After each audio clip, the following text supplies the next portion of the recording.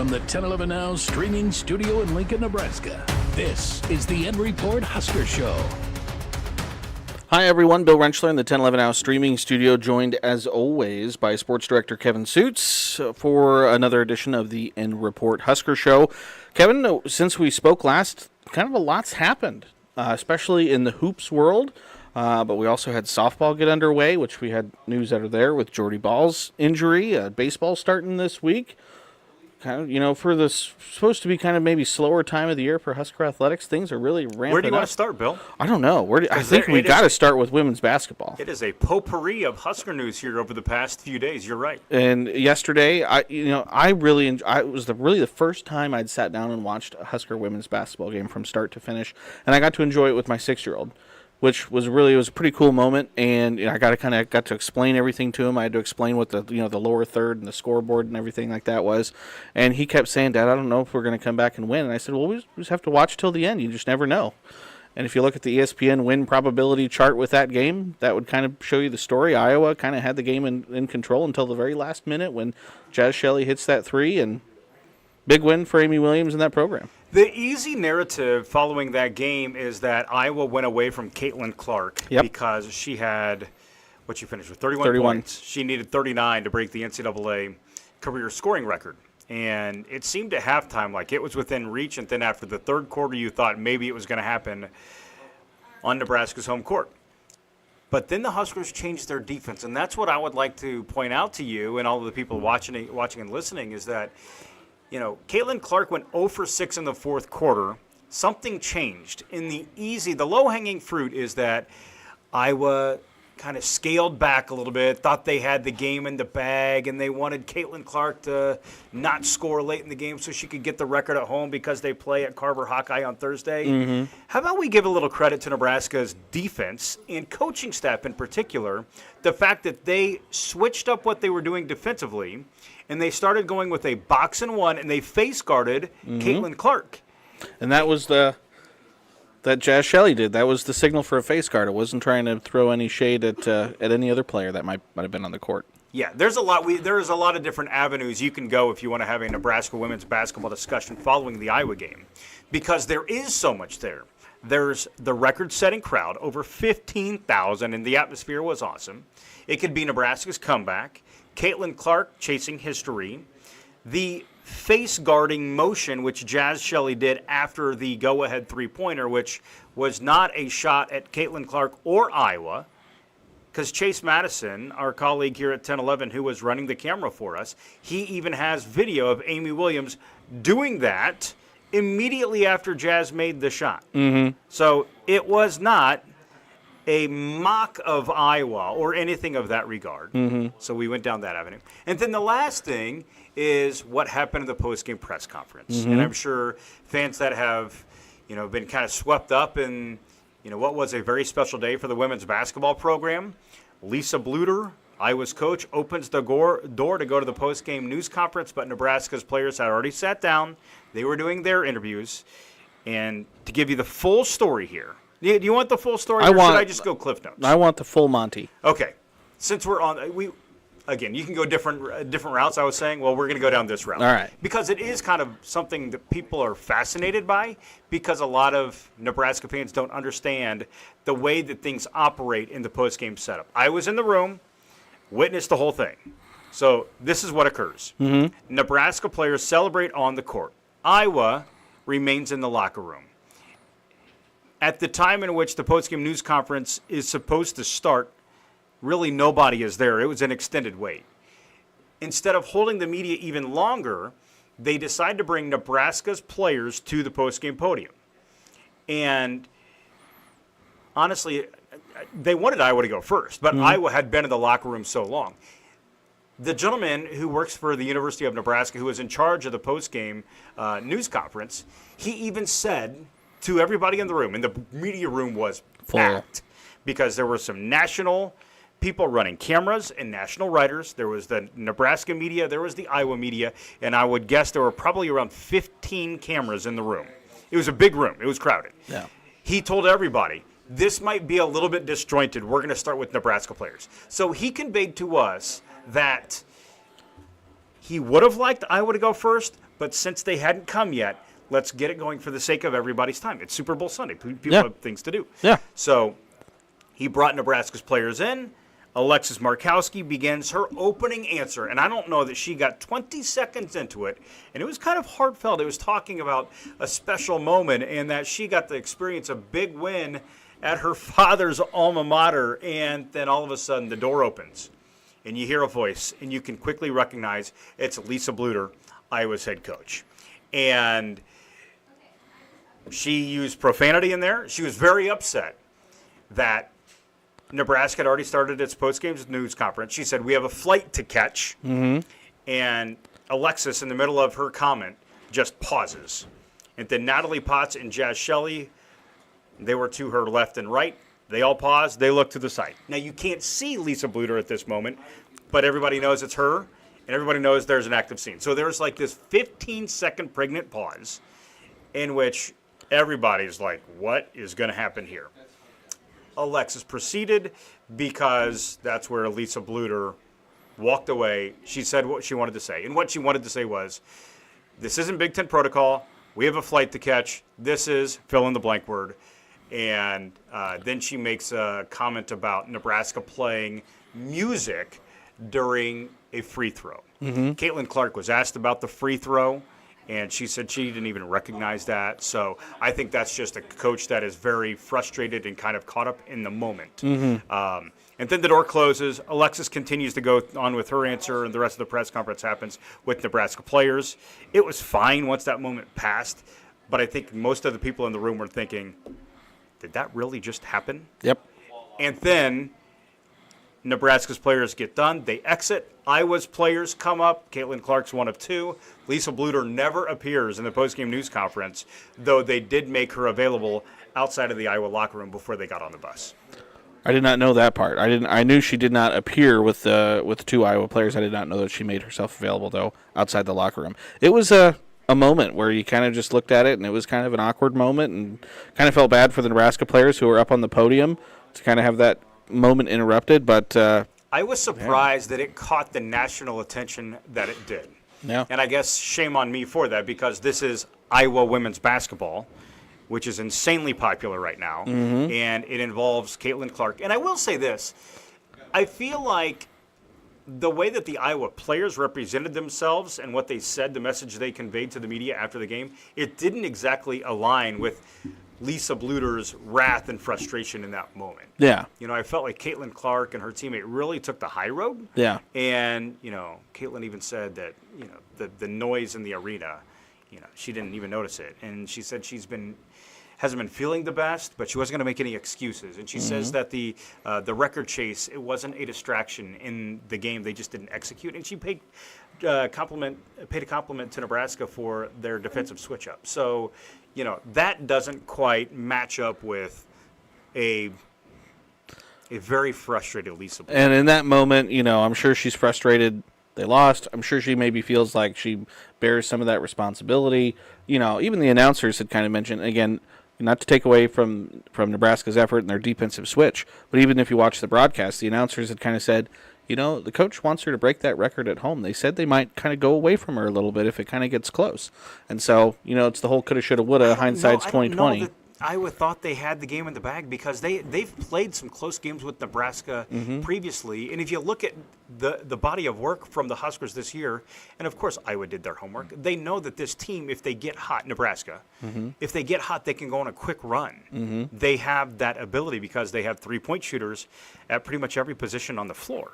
And how did Nebraska get it from down 14 to up 1 to then up 3?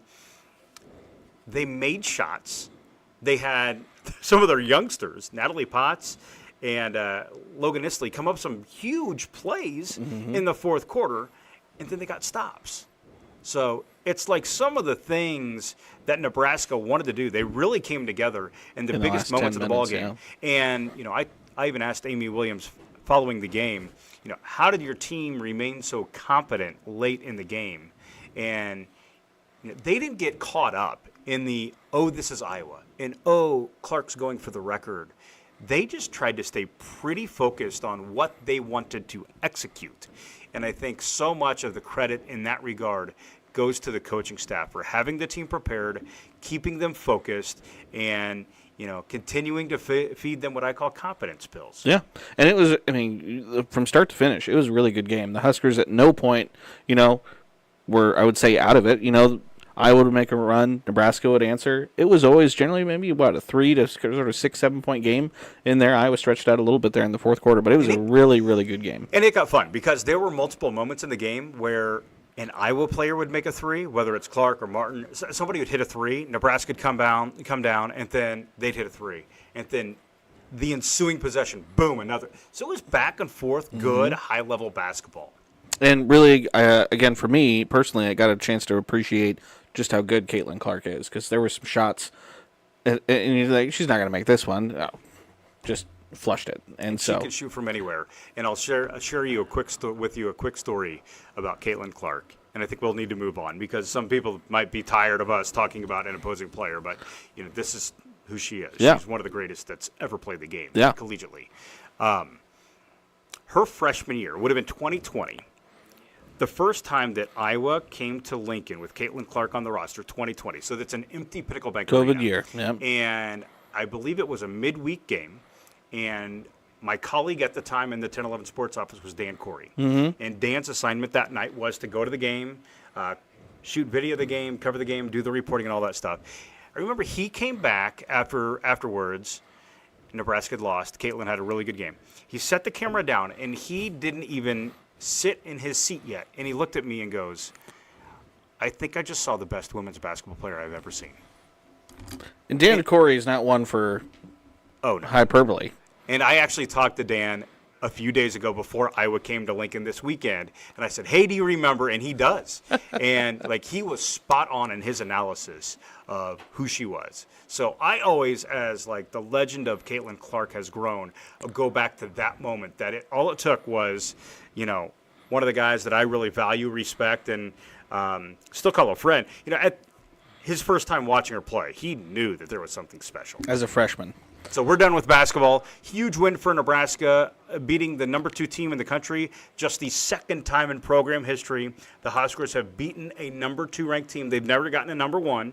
They have another opportunity this week, Valentine's Day. The Huskers travel to Ohio State.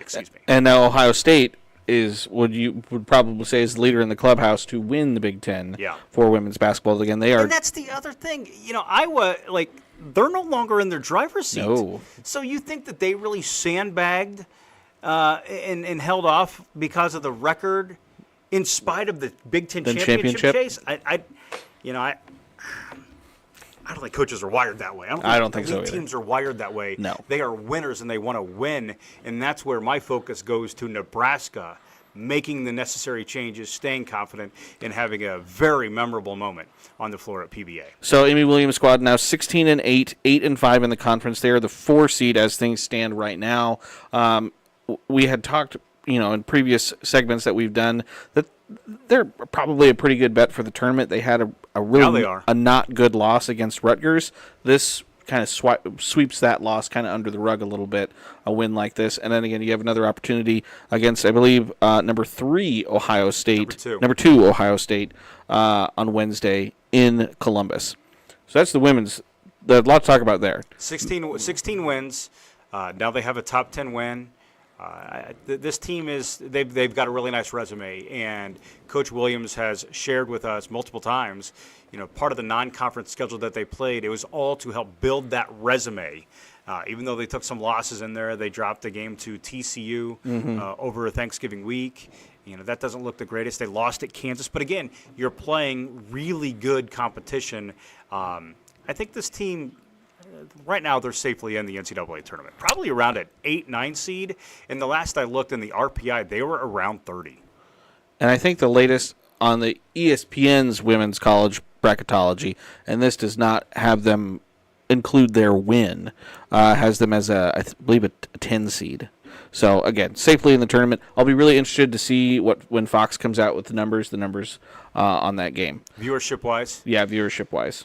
I mean, anywhere Iowa goes, they've basically been putting them on Fox left, right, and center, and they've been having some really big numbers. Their game where Caitlin Clark will likely set the record, though, is on Peacock. So Interesting. yes, very much so. Well, the last time Nebraska and Iowa played, it was a Saturday, and the game was on Big Ten Network, and that set the BTN record for highest viewership for a women's basketball game in the network's history. So that was on BTN. I think that's why you're fascinated to see the numbers, because this was on national TV on Super Bowl Sunday with Caitlin chasing the record. So there's a lot there. I think that this is going to have some historical value in terms of viewership. And as we mentioned, the attendance school record, I think it was 15,042, and it was a pretty special atmosphere. And they were in downtown Lincoln. They were lined up early on Sunday for that game. They opened the doors 20 minutes early just so the folks didn't have to continue to wait outside. Whew. All right, so moving on to the other side of basketball, men's side. We sat here a couple weeks ago, and you said this 4-game stretch at Maryland, home against Wisconsin, at Illinois, at Northwestern, win one. And don't panic. You're still probably okay. They won one against a top 10 Wisconsin team at home. Lost a nail-biter against Illinois at Illinois, took them to overtime, lost to Northwestern, tried to make a surge late, just never happened. So where do things stand for you in terms of men's basketball, who finally get a little bit of a break? They have a couple days off here before they play again this weekend. Do you feel better or worse about Nebraska's chances of making the NCAA tournament going 1-3 in that stretch? I think I feel probably the same. Exactly right. I still want at least one road win. You did not know that the win would be against Wisconsin No. at home, but if you go 1-4, all's not lost because that stretch was so challenging. And now it sets you up that you haven't played your way out of anything. Mm-hmm. It sets you up that you can play your way into securing a spot, because you have Michigan come home and Nebraska played really well on Saturday night against the Wolverines. And now you play Penn State, a team that's near the bottom of the conference as well. And guess where that game's at? It's at home. So if you get good Nebraska, you're going to start stacking some wins late in the year. And that's why there was a message of just don't panic in that 4-game stretch, because on the backside of it, there is some great opportunity to start rolling the win total up. I still think the magic number for Nebraska is 22. I think you'd feel pretty good with the schedule that they've played getting to 22. What are they at right now? 16, 17? They're at 7. They're 17-8. 7-0 at home in Big Ten play. 0-7 on the road in Big Ten play. That Michigan game, for as exciting and as well as they played in that first half, I was glued to the television. That second half was a little bit of a snoozer, but I have to keep reminding myself, if you can have a snoozer of a second half in Big Ten play in February and win by 20, things are going pretty well. Oh, how you can just get so swept up in the goodness of the 2024 Nebraska basketball team. Because I would think whatever you described that second half of being, Bill, a little bit of a snoozer. If you rewind 4 years, you would take that team any day, right? Oh, yeah. The snoozer team. Yeah, 100%. You would take, because it's still a good team. Yes. It's because sometimes you just get wrapped up in what their potential is. And you've seen the potential when they beat Purdue, they beat Wisconsin, and then that statement they made in the first 15 minutes against Michigan, that was pretty high-level stuff. And it was a shared effort from Nebraska. Josiah Alec, of course, brought his A game that day. Casey, C.J. Wilcher, Sam Hoiberg helping out. Like, it was a balanced and all-out team effort. They looked locked in from the beginning. And so they're currently at 53 in the net rankings. They've been between. They've been in the 50s for the past couple of weeks. Even with the big Wisconsin win, they didn't see a huge jump. But yeah, so again, I still think they're not making any ground because they're not. They didn't beat any of those quad one opponents on the road. Mm-hmm. So that's going to kind of keep you. So now if you're going to get wins against teams like Michigan, like Penn State, some of the other teams near the bottom of the Big Ten, you're not like if you beat Rutgers at home, it's not really going to boost you up the net ranking.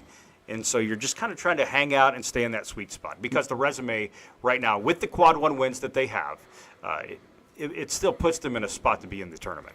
Yeah, so they got Penn State at home on Saturday. They go to Indiana next week, and then Minnesota at home.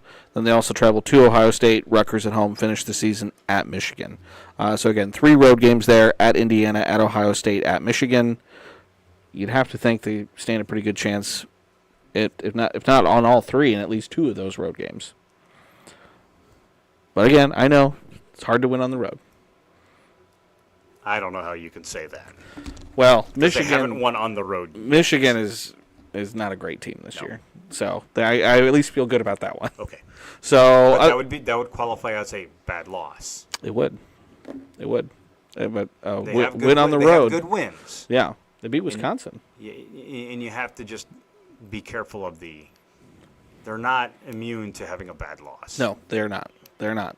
And that Wisconsin team I saw in your latest AP ballot, you dropped them quite a ways, down 23. Yeah, I debated whether to keep them in the top 25, Bill, to be honest with you, because they've lost, 4 in a row now? Mm-hmm. The challenge with Wisconsin is, and this is the way I was able to be okay with putting them on the ballot, every team ranked between 10 and 25 last week, outside of South Carolina, lost at least one game. So, if you're to knock Wisconsin out, who are they getting replaced by? Yeah. And that's where I was looking at some of those teams that are right on the fringe and are in consideration. And I can't, after watching Wisconsin to the extent that I have this year, including watching them in person, even though they weren't great when they played here at Pinnacle Bank Arena, I can't say that Wisconsin is a worse team than Washington State, for example. I can't do that. So that's why I'm going to keep them in the poll. Oklahoma's a good team. I think Wisconsin, Oklahoma, fairly comparable. Mm-hmm. But yeah, I'm keeping Wisconsin in the poll right now because even though they're in a skid right now, I believe they're still one of the top 25 teams in college basketball. Yeah. And that's where some subjectivity really has to come into play, and based on the overall. Are you ranking on a snapshot of now, or are you ranking on the season as a whole? Just like Arizona. This week, I've been a huge fan of Arizona all season long. Yeah. And I have them number 3 in this week's poll. Did they go through a funk? Yeah, they've lost 5 games this year. Mm-hmm. But I still think they're one of the top 4 teams in college basketball. So try not to get so caught up in the microcosm of the week and more look at the entire body of work. So our talks make me appreciate just how stressful being a top 25 voter actually is, especially if you really, really care about it, which you obviously do. Well, I have not looked at the the poll drops at about noon every Monday, and there is a website that fans can get on and they can, approve or disapprove of individuals' ballots. Everybody's ballots is posted, and I have not looked at this week's. So I might go back to my desk as soon as we're done and find out that I have like a negative 91 rating. I'd probably received a few emails by now if that's the case. Yeah. Oh, good times. I got Creighton in the top 25 too. Same thing. Yeah. They've had some bad losses recently, Bill. But again, are you telling me that a team with Kalkbrenner and Shireman and Trey Alexander is not one of the top 25 teams in the country? Yeah. No, they are. They are. They are. But the record doesn't always, completely illustrate how good a team is.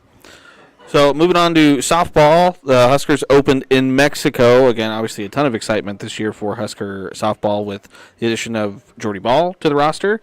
And we kind of stumbled out of the gate a little bit. Jordy kind of went down with a bit of an ankle in the very first game. It was knee, third inning. So what can you kind of tell us? What's the latest on Jordy Ball? Do we know when we might expect her back? I honestly have not heard anything, so I'm 100% clueless. It sounds like she is getting evaluated here, I believe either today or tomorrow in Lincoln when the injury happened, which was so incredibly unfortunate because this is one of the most anticipated seasons in Nebraska softball history. And look at what Jordy Ball's arrival has done for ticket demand, popularity, and just growth of the fan base in terms of softball. And then for it to just stumble out of the gates and culminate in an injury in Mexico after she'd already given up a run, it was just a very puzzling and unfortunate thing. And she delivered a pitch, and it looked like either her foot got caught or something happened where, her leg could not support her body and she went down. Mm-hmm. And then she was slow to get up and she had to be helped off the field. Nebraska removed her from the game. She did not even go through the handshake line. And this is the season opener. And it happened in the middle of the third inning. So Jordy Ball exits the game. and she does not play the rest of the weekend. So she stays with them down in Mexico. They said she would be evaluated when she comes back to Lincoln, and I think that's the phase that the university is in right now, and trying to determine what the injury is and what a timeline would look like. So unfortunately, don't have a timeline for you at this moment. And so they end up going 2-2 while they're down there. Again, they played Washington and Duke, two top 15 teams, and they lost both those teams, but they did top Long Beach State and Utah Valley. So again, 2-2 out of the Puerto Vallarta Challenge in Mexico. They are on the road in New Mexico for the Troy Cox Classic. And so they'll have New Mexico State, Montana, Sacramento State Friday, and then into the upcoming weekend. Also on Friday, baseball starts. Husker men's baseball is traveling down, I believe it's Dallas? Correct. For the Shriners Children's College Showdown. Again, some Big 12 flavor in this one. There you have Baylor, Texas Tech, and Oklahoma. If you're a fan of college baseball, this is the tournament to keep your eyes on. And beyond the opponents that Nebraska faces, this is a multi-team tournament that's going to span the weekend, and there are some heavy hitters in terms of college baseball. And, yeah, it's going to be fun for some fans to not only get acclimated with this year's team, but also see some of those old Big 8, Big 12 teams on the opposite side of the field. Yeah, so that's something we'll certainly be watching closely. We don't know Nebraska's opening day pitcher at this moment. Nope. We plan to meet with Will Bolt on Wednesday, so hopefully before they take off, we'll have an idea of what the pitching rotation looks like. I had in my TikTok feed, I think it was yesterday, show up was the finish to the Arkansas regional when there was the wild pitch that broke the tie game against Nebraska-Arkansas, and then the 3-run home run that proceeded on, I think, the next pitch. Kind of tugged at my heartstrings a little bit there. Sure, made me but a little sad. It made you want baseball, didn't it? It did make me want baseball I've again. seen them practice a few times already and been impressed. There are a lot of new faces. This is a team that went out and hit the portal hard, hit recruiting hard, got some nice pieces in their freshman class that can contribute. And so that's one of the questions we'll be having for Will Bolt here on Wednesday is, of the newcomers, how many have worked themselves into a starting role? What does the lineup look like? Dylan Carey is going to be one of the faces and names that fans can remember. He slid over to the shortstop spot, and replacing Max Anderson and Bryce Matthews, that's not going to be easy. So not only do you lose those out of the lineup in their offensive production, they were also your middle infield. So we know Carey is going to go to shortstop. Who's going to be at second base? That's going to be a big part of the puzzle. So of the burning questions I have about Nebraska baseball, it is, who's your middle infield? What's your pitching rotation look like, and how many of these newcomers are going to play pretty substantial roles in the opening weekend? And we'll get some of those answers again on Wednesday when we hear from head coach Will Bolt, and then again this weekend when they finally take the diamond. Kind of finish things up today, we got a chance to meet Glenn Thomas today for the first time, co-offensive coordinator with Marcus Satterfield and quarterbacks coach. Formerly, or just with the Pittsburgh Steelers this last season, he joins Matt Rule's staff, a familiar face for Matt Rule. Very familiar with Matt Rule and also with Marcus Satterfield. And a lot of folks are curious, how is this dynamic going to work with the co-offensive coordinator tags between Thomas and Satterfield? Because they have a relationship that spans 20 years, I think that gives everybody some peace and comfort with this dynamic. And they made it work previously back in 2016. And I think that, if fans thought that there might be some growing pains with the co-offensive coordinator and two seasoned coaches kind of serving in similar capacities, is there a feeling out process? Well, just that happened 7-8 years ago. So they kind of know. And that's one thing that Coach Thomas shared with the media on Monday, was that with Matt Rule and this coaching staff, it's low ego, and it's less about who comes up with the concept and more about adopting the concept. And so there is just an atmosphere of welcoming any and all ideas, and then it's up to Matt Rule to say, all right, this is what I like, and we're going to go with it. And it doesn't matter if it's Donovan Raiola saying, I think we should run right more, or if it's Glenn Thomas saying, a bubble screen is open on, third and short. It's just about the idea, not about the person who creates the idea. And I know there had been some questions with the whole co-offensive coordinator, maybe who's going to call plays. Matt Rule put that to bed real quick last week during his February signing day press conference. He said, Marcus Satterfield's the offensive coordinator. He doesn't even have a co necessarily. He's the offensive coordinator. Glenn Thomas is the co-offensive coordinator. Satterfield will call the plays. Satterfield will call the plays, period. Yes, period. End of story. So, got a chance to meet him. We'll have that coverage coming up tonight, 6 and 10 on 10-11. So share some of his. You get to see him. You get to hear from him about what it's like being in Lincoln, how he got here, and what his vision is for these 3 scholarship quarterbacks that they have, 2 of which should be in high school right now. 18 years Danny old. Kalen and Dylan Raiola. Yep. So they've got a lot of work to do here this spring. And, Glenn Thomas, his eyes kind of lit up thinking about how this spring is a great opportunity to get these guys reps. That's his number one thing with the upcoming offseason practices. Just get these guys as many chances to work with their teammates and touch the football as they can. What did he say? You can't get better at football without playing football? Yep. I think is what he said. I like that line. Pressure is a privilege. That was his other line that really stands out. And that was in reference to the question of how do you accept that role of coaching the group that has the most scrutiny. And he said, listen, that's not just a Nebraska thing. That's a quarterback thing. Pressure is a privilege. Yeah, doesn't matter where you are. And really quickly, wanted to mention just one last thing.